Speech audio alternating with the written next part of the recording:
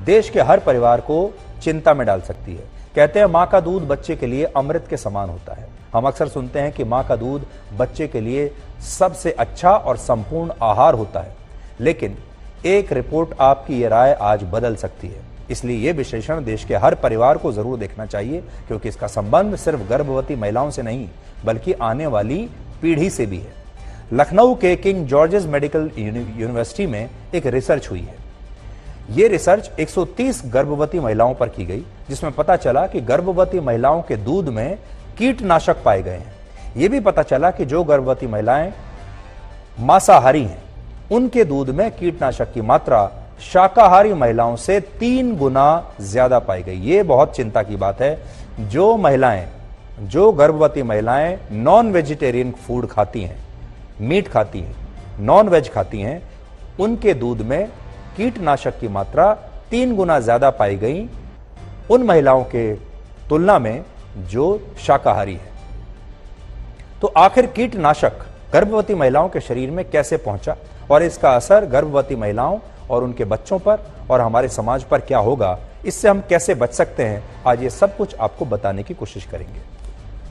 पहला सवाल तो यह है कि अगर गर्भवती महिला के दूध में कीटनाशक है तो महिला और उसके बच्चे पर क्या असर हो सकता है। तो मां के शरीर में कीटनाशक होने से बच्चे का मानसिक विकास कम होगा, जन्म के समय बच्चे का वजन कम हो सकता है, ऑटिज्म यानी बच्चे को दिमागी बीमारी हो सकती है और बच्चे के साथ साथ गर्भवती महिला पर भी इसका असर पड़ेगा। महिला में गर्भपात की संभावना बढ़ सकती है और लिवर और किडनी की बीमारी भी हो सकती है। दूसरा सवाल, अगर कोई गर्भवती महिला अपने खान पान पर ध्यान दे रही है, हेल्दी डाइट भी ले रही है, तो क्या उसके शरीर में भी कीटनाशक पहुंच सकता है। इस समय हम चारों तरफ कीटनाशक से घिरे हुए हैं। हमारे घरों में दीमक और कॉकरोच जैसे छोटे जानवरों को मारने के लिए भी कीटनाशक का छिड़काव हो रहा है, जो हवा में फैलकर हमारी सांसों के जरिए वापस हमारे शरीर में आ जाता है। आपकी रसोई में बर्तन धुलने वाले साबुन में भी कीटनाशक होता है और अगर साबुन के इस्तेमाल के बाद बर्तन ठीक से ना धुलें तो कीटनाशक बर्तन में ही रह जाता है, फिर पानी या खाने के जरिए भी आपके शरीर में वापस आ सकता है। आपके घर के बाहर मच्छर मारने के लिए जो छिड़काव होता है वो भी कीटनाशक का होता है। फसलों को कीड़े से बचाने के लिए भी कीटनाशक का ही छिड़काव किया जाता है, जो बाद में हवा में फैल जाता है, खाने में तो आता ही है। इसका मतलब एक गर्भवती महिला घर के अंदर रहकर भी कीटनाशक के प्रभाव से बच नहीं सकती। अब अगला सवाल, क्या यह सिर्फ भारत में हो रहा है? तो इसका जवाब है कि ऐसी स्थिति भारत के बाहर भी है, सब जगह है। कुछ महीने पहले कनाडा की साइमन फ्रेजर यूनिवर्सिटी में एक रिसर्च हुआ जिसमें 3 महीने की गर्भवती महिलाओं का ब्लड सैंपल लिया गया। वहां भी गर्भवती महिलाओं के शरीर में कीटनाशक पाए गए, जबकि माना जाता है कि पश्चिमी देशों में साफ सफाई ज्यादा रहती है, हाइजीन का ध्यान रखा जाता है। उसके बाद भी वहां भी गर्भवती महिलाओं के शरीर में कीटनाशक पाए गए हैं। अगला सवाल, गर्भवती महिलाएं कीटनाशकों के प्रभाव से कैसे बच सकती हैं? भारत में नेशनल हेल्थ पॉलिसी में गर्भवती महिलाओं को कीटनाशक के असर से बचने के कुछ उपाय बताए गए हैं। गर्भवती महिलाएं खाने से पहले अपने हाथों को अच्छी तरह से धोएं, फलों का छिलका उतार कर ही खाएं, जहां तक हो सके ऑर्गेनिक फूड खाएं। अगर मांसाहारी हैं तो कम चर्बी वाला यानी लो फैट का मीट खाएं और उन जगहों पर जाने से बचें जहां पर कीटनाशकों का छिड़काव हुआ है।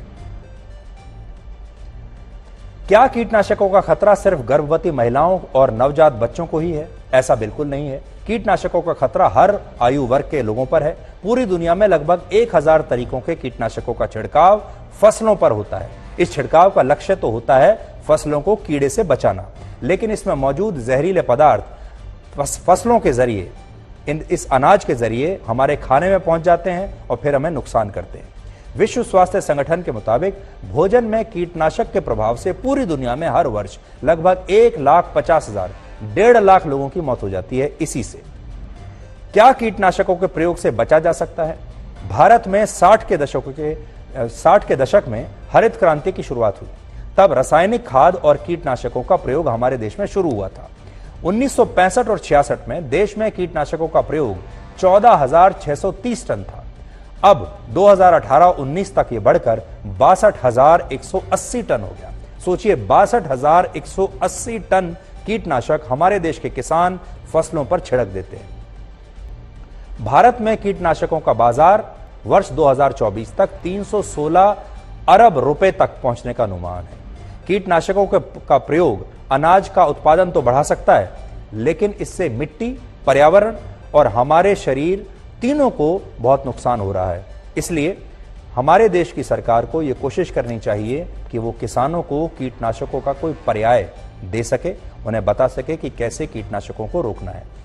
आखिर में बस आपको यह कहना चाहेंगे कि हमारे देश में खेती के दौरान, कृषि के दौरान कीटनाशकों का जो प्रयोग हो रहा है, चाहे वो मिट्टी में मिलाकर हो या स्प्रे करके हो, उसकी वजह से अनाज में ये कीटनाशक आ रहे हैं।